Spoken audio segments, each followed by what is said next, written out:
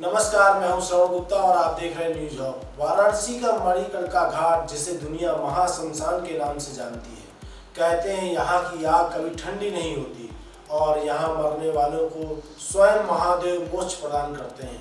लेकिन आज यह घाट अपने अस्तित्व और आधुनिक विकास के बीच एक नई बहस का केंद्र बन गया है। बाबा विश्वनाथ कॉरिडोर के बाद अब मणिकर्णिका के कायाकल्प की तैयारी है, लेकिन इस बदलाव ने कई सवाल और नाराजगी भी पैदा कर दी है। आज हम मणिकर्णिका की उन परतों को खोलेंगे जो सदियों से राख के नीचे दबी हैं। बाबा विश्वनाथ कॉरिडोर बनने के बाद महाश्मशान के नाम से पहचाने जाने वाले इस घाट को भी व्यवस्थित करने की जरूरत महसूस की गई, लेकिन इसके लिए किए जा रहे हालिया बदलावों ने लोगों के एक वर्ग को नाराज कर दिया। मणिकर्णिका घाट का इतिहास केवल वर्तमान विवाद तक सीमित नहीं है। इसकी परतों में चिताओं की धधकती आग, मानो टनों जलती लकड़ियों से उठता धुआं और राख के ढेरों के बीच दबी सदियों पुरानी उथल पुथल भरी कहानियां छिपी हैं।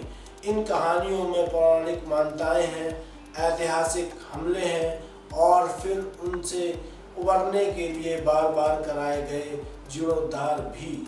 आमतौर पर मणिकर्णिका के पुनर्निर्माण की चर्चा होते ही मालवा की शासका महारानी अहिल्याबाई होलकर का नाम सामने आता है। उन्होंने देश भर में कई टूटे मंदिरों और तीर्थ स्थानों को जीर्णोद्धार कराया, जिनमें बाबा विश्वनाथ धाम के साथ साथ मणिकर्णिका शमशान घाट भी शामिल था। लेकिन मणिकर्णिका का इतिहास केवल अहिल्याबाई तक सीमित नहीं है। उनसे पहले और बाद में भी कई शासकों, संतों और दानदाताओं ने इस घाट के निर्माण और संरक्षण में भूमिका निभाई।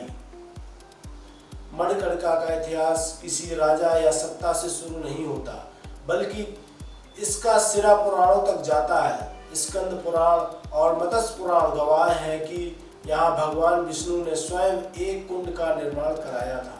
पौराणिक मान्यता है कि विष्णु ने महादेव को प्रसन्न करने के लिए यहाँ 5 लाख वर्षों तक तपस्या की थी।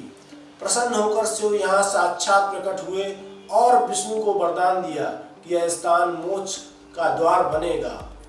आज भी यहाँ स्थित विष्णु चरण पादुका इस प्राचीन समन्वय का प्रतीक है।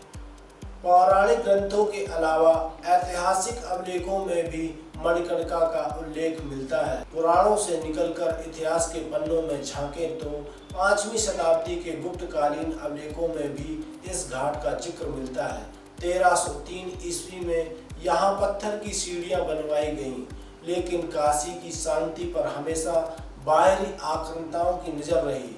इसका स्पष्ट उल्लेख उपलब्ध नहीं है। मुगल काल में भी स्थानीय राजा, शासक और जमींदार अपने गुप्त दान और सहयोग से बाबा विश्वनाथ मंदिर और मणिकर्णिका घाट का रखरखाव करते रहे। इतिहासकारों के अनुसार 1664 ईस्वी औरंगजेब की सेना ने जब यहाँ हमला किया तो मणिकर्णिका के रक्षक बने नागा साधु सुबह से शाम तक चले उस भीषण संघर्ष में सन्यासियों ने मुगल सेना को पीछे हटने पर मजबूर कर दिया।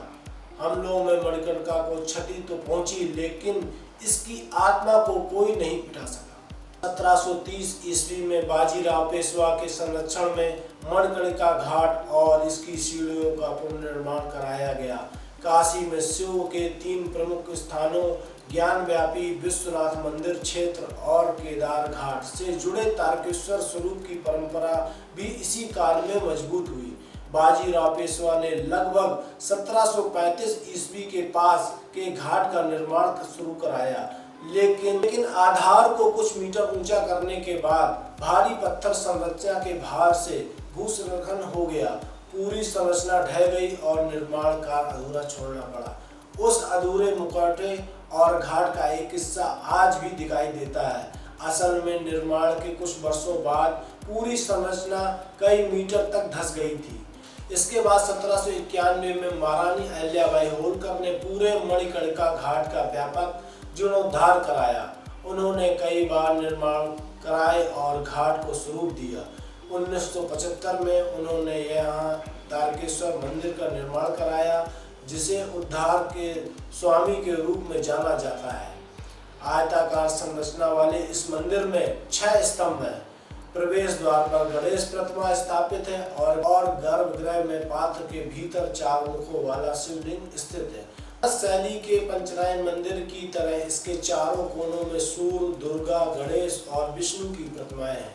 मानता है कि यहाँ महादेव मृत आत्मा के कानों में तारक मंत्र फूंकते हैं। दाह संस्कार पूर्ण होने के बाद तारकेश्वर की पूजा की परंपरा आज भी निभाई जाती है। 1830 ईस्वी में ग्वालियर की रानी बैजाबाई ने घाट की मरम्मत का आंशिक पुनर्निर्माण कराया। 1872 में पूरे महाश्मशान क्षेत्र की फिर से मरम्मत हुई। 1895 में अलवर रियासत के महाराजा मंगल सिंह ने मनोकामनेश्वर मंदिर का निर्माण कराया, जो आज भी घाट की पहचान है।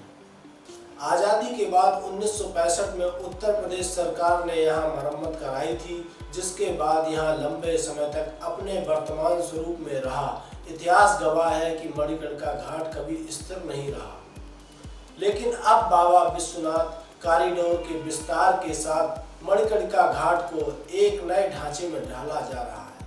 सरकार का तर्क है कि श्रद्धालुओं और शव यात्रियों की सुविधा के लिए यह जरूरी है।